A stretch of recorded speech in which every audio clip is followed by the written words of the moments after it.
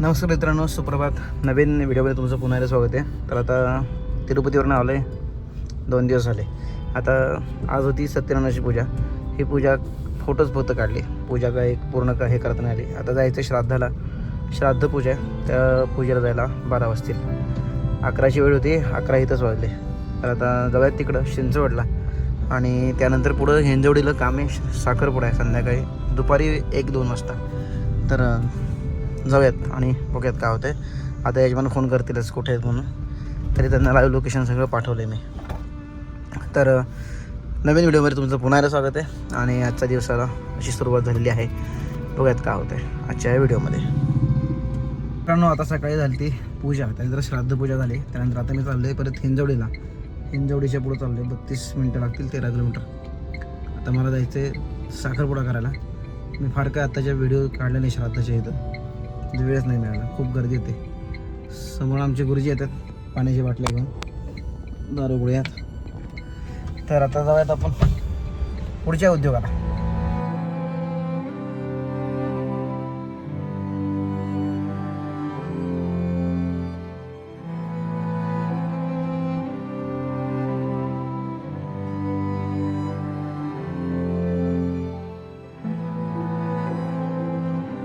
कलशे प्रक्षिपाम्यहं सीतं सुषणस्पर्शामि ईशानादे प्रियं सदा वासे सर्वदेवमापाम्पतिमहं वन्दे देवं मकरवाहनं. कलशे वर्णं साङ्गं सपरिवारं स्वायुधं शक्तिकम् आवाहयामि. वरुणाय नमः ध्यायामि. वरुणाय नमः विलेपनार्थे चन्दनम् अपाम्पति. वरुणाय नमः.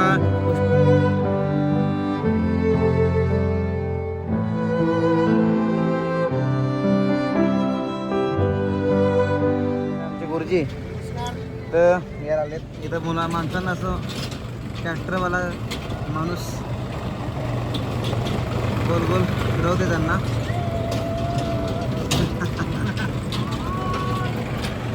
तर आता आपण जर आपला उद्योग झाला पूर्ण, साखरपुडा झाला पूर्ण, आता आपण चाललोय घरी. आता परत उद्या जायचं आपल्याला. उद्या इथं यायचं आहे सकाळी 7 वाजता.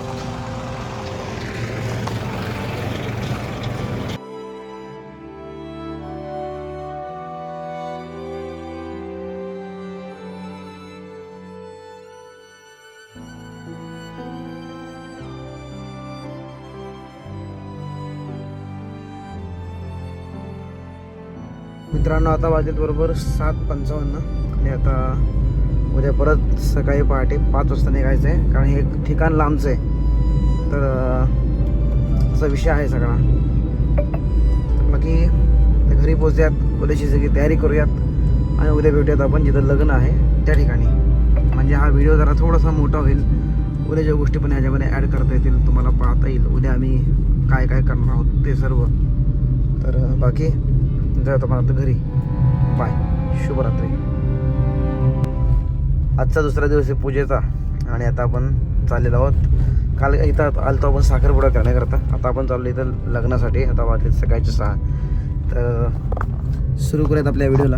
बाकी बघूयात काय होते आजच्या व्हिडिओमध्ये. सुप्रभात.